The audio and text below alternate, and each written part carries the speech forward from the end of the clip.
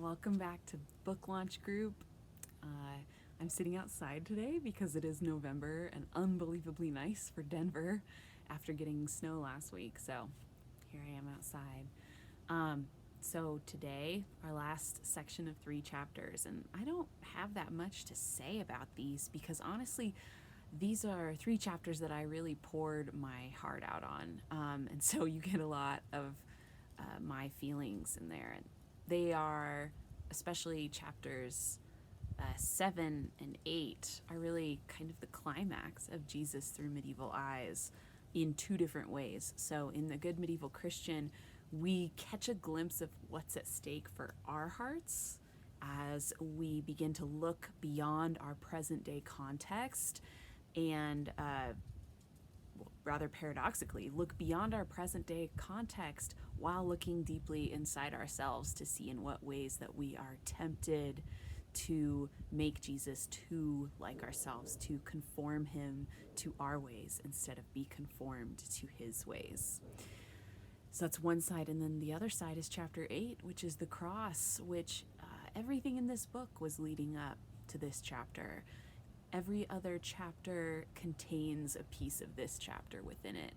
It was a very moving chapter for me to write.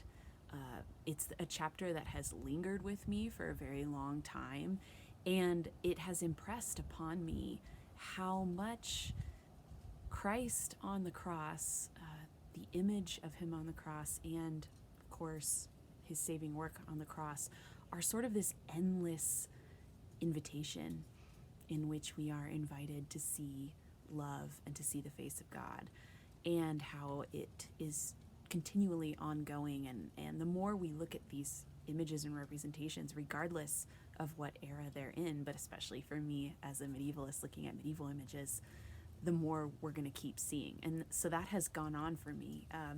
I sort of see this as, their image of the book of the body. It's sort of an unending book for me. And so that's been fascinating and really moving and powerful. I hope it was for you too.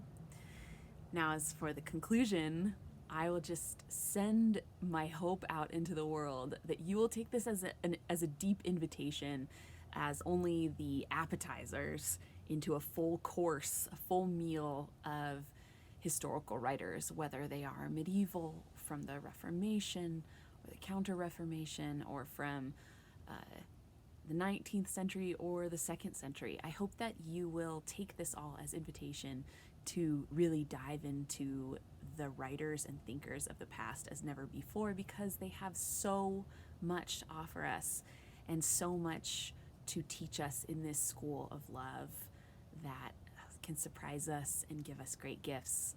So thank you so much for reading with me, and I'm really looking forward to our Q&A. I really hope to see you there.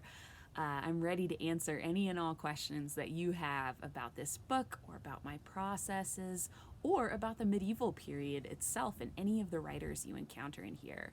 I'd love to hear about what interested you, what stuck out to you, all those kinds of things. So hopefully I'll see you at the Zoom on November 15th.